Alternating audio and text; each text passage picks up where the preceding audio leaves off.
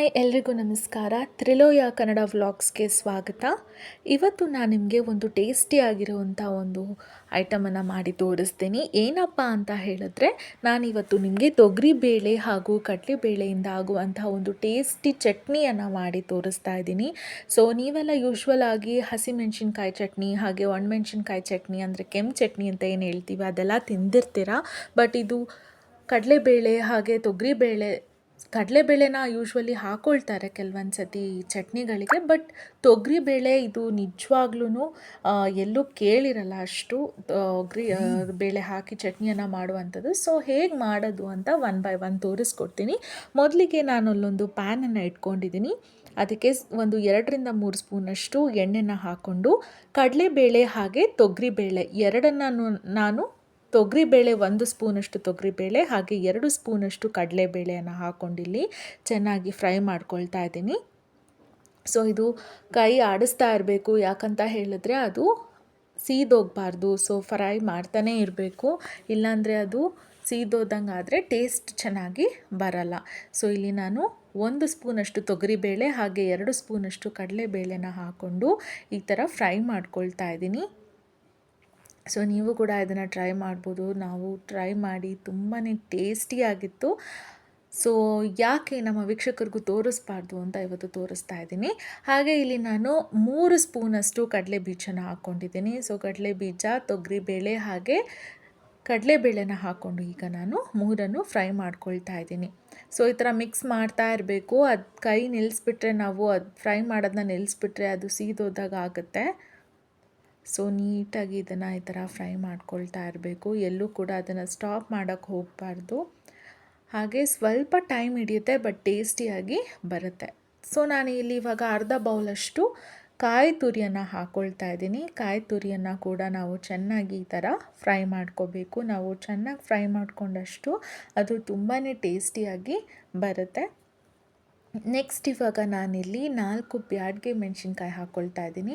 So ನೀವು ಖಾರ ಜಾಸ್ತಿ ತಿನ್ನೋದಾದರೆ 4 ಸೇಲಂ ಮೆಣಸಿನ್ಕಾಯಿ ಹಾಗೂ 4 ಬ್ಯಾಡಗೆ ಮೆಣಸಿನ್ಕಾಯಿ ಒಟ್ಟು 8 ಮೆಣಸಿನ್ಕಾಯಿಯಷ್ಟು ಹಾಕೋಬೋದು. ನಾವಿಲ್ಲಿ ಖಾರನ ಸ್ವಲ್ಪ ಕಮ್ಮಿಯಾಗೆ ಮಾಡ್ತಿರೋದ್ರಿಂದ ನಾನಿಲ್ಲಿ ಬರೀ 4-5 ಬರೀ ಸೇಲಂ ಮೆಣಸಿನ್ಕಾಯನ್ನು ಹಾಕ್ಕೊಳ್ತಾ ಇದ್ದೀನಿ. ಹಾಗೆ ನಾನಿಲ್ಲಿ 1 ಹಿಡಿಯಷ್ಟು ಕೊತ್ತಂಬರಿ ಸೊಪ್ಪು ಹಾಗೆ ಒಂದು ಚಿಕ್ಕ ನಾನಿಲ್ಲಿ ಸ್ವಲ್ಪ ಹುಣಸೆಹಣ್ಣು ಹಾಗೆ ಒಂದು ಸ್ವಲ್ಪ ರುಚಿಗೆ ಒಂದು 2-3 ತುಂಡಷ್ಟು ಬೆಲ್ಲನ ಹಾಕ್ಕೊಳ್ತಾ ಇದ್ದೀನಿ.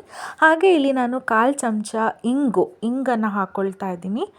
ಹಾಕ್ಕೊಂಡು ಎಲ್ಲನೂ ಕೂಡ ಮಿಕ್ಸ್ ಮಾಡ್ಕೊಳ್ತಾ ಇದ್ದೀನಿ. ಸೊ ತುಂಬಾ ಚೆನ್ನಾಗಿ ಬರುತ್ತೆ, ನೀವು ಕೂಡ ಮನೇಲಿ ಟ್ರೈ ಮಾಡ್ಬೋದು. ಹಾಗೆ ಖಾರ ಜಾಸ್ತಿ ಬೇಕಾಗಿರೋರಿಗೆ ಆಗಲೇ ಹೇಳ್ದಂಗೆ 4-8 ಮೆಣಸಿನ್ಕಾಯನ್ನು ನೀವು ಹಾಕೋಬೋದು. ಸೊ 4 ಸೇಲಂ ಮೆಣಸಿನ್ಕಾಯಿ ಹಾಕ್ಕೊಂಡ್ರೆ ಇನ್ನೂ 4 ಬ್ಯಾಡಗೆ ಮೆಣಸಿನ್ಕಾಯನ್ನು ಹಾಕೋಬೋದು. ಮತ್ತು ಅದರದ್ದು ಸ್ಪೆಸಿಫಿಕೇಷನ್ ಕೊಡ್ತಾ ಇದ್ದೀನಿ, ಸೊ ದಟ್ ಯಾರೆಲ್ಲ ಖಾರ ಜಾಸ್ತಿ ತಿಂತಾರೆ ಅವ್ರಿಗೆ ತುಂಬಾ ಯೂಸ್ಫುಲ್ ಆಗುತ್ತೆ ಅಂತ.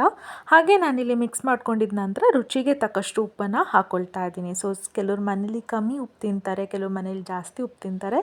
ಸೊ ನಿಮ್ಮ ಮನೆಗಳಲ್ಲಿ ಹೇಗೆ ಅನುಕೂಲಕ್ಕೆ ಹಾಗೆ ನೀವು ಉಪ್ಪನ್ನು ಬಳಸ್ಕೋಬೋದು. ಸೊ ಹಾಗಾಗಿ ರುಚಿಗೆ ತಕ್ಕಷ್ಟು ಉಪ್ಪು ಅಂತ ಹೇಳ್ತಾ ಇದ್ದೀನಿ. ಹಾಗೆ ಉಪ್ಪನ್ನು ಹಾಕಿದ ನಂತರ ಚೆನ್ನಾಗಿ ಈ ಥರ ಮಿಕ್ಸ್ ಮಾಡ್ಕೊಳ್ಬೇಕು. ಮಿಕ್ಸ್ ಮಾಡಿಕೊಂಡು ನಾವು ಫೈನಲ್ ಆಗಿ ಅದನ್ನು ಕಂಪ್ಲೀಟಾಗಿ ಫ್ರೈ ಮಾಡ್ಕೋಬೇಕು. ನಾವು ಉಪ್ಪು ಹಾಕಿದ ನಂತರ ಎಲ್ಲ ಕಡೆ ಅದು ಉಪ್ಪು ಹಿಡಿಬೇಕು. ಆದ್ದರಿಂದ ಇಲ್ಲಾಂದರೆ ಒಂದೇ ಕಡೆ ಕೂತ್ರೆ ಬರೀ ನಮಗೆ ಉಪ್ಪು ಅನಿಸುತ್ತೆ. ನಾವು ಮಿಕ್ಸಿ ಮಾಡಿದ್ರೂ ಕೂಡ ಎಲ್ಲೋ ಒಂದು ಕಡೆ ಉಪ್ಪು ಮಾತ್ರ ಇರುತ್ತೆ. ಸೊ ಇದೆಲ್ಲ ಒಂದು ಚಿಕ್ಕ ಚಿಕ್ಕ ಟಿಪ್ಸ್ ಅಂತ ಅನ್ಕೋಬೋದು. ಯಾವತ್ತು ಯಾವುದೇ ಅಡುಗೆಗೆ ಉಪ್ಪು ಹಾಕಿದ ಮೇಲೆ ಕಂಪ್ಲೀಟಾಗಿ ಅದನ್ನು ಬಾಡಿಸ್ಕೊಳ್ಬೇಕು, ಇಲ್ಲಾಂದರೆ ಒಂದೇ ಕಡೆ ಉಪ್ಪು ಕೂತ್ಬಿಡುತ್ತೆ.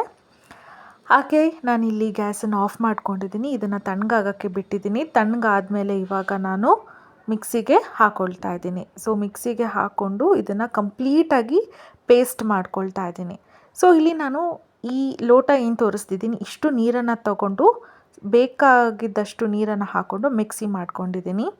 ಸೊ ನೋಡ್ತಾ ಇದ್ದೀರಲ್ಲ, ತುಂಬಾ ಟೇಸ್ಟಿಯಾಗಿರುವಂತಹ ತೊಗರಿಬೇಳೆ ಹಾಗೂ ಕಡಲೆಬೇಳೆಯ ಸ್ಪೆಷಲ್ ಚಟ್ನಿ ರೆಡಿಯಾಗಿದೆ. ಸೊ ತುಂಬಾ ಟೇಸ್ಟಿಯಾಗಿತ್ತು.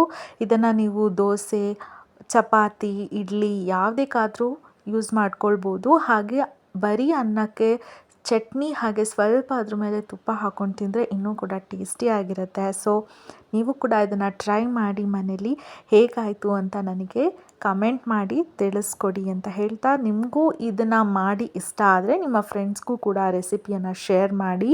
ಹಾಗೆ ನನ್ನ ವಿಡಿಯೋ ಇಷ್ಟ ಆಗಿದ್ದರೆ ಲೈಕ್ ಮಾಡಿ, ಕಮೆಂಟ್ ಮಾಡಿ, ಸಬ್ಸ್ಕ್ರೈಬ್ ಮಾಡ್ಕೊಳ್ಳಿ ಅಂತ ಹೇಳ್ತಾ ಇವತ್ತಿನ ವಿಡಿಯೋ ಇಲ್ಲಿಗೆ ಎಂಡ್ ಮಾಡ್ತಾ ಇದ್ದೀನಿ. Thank you so much.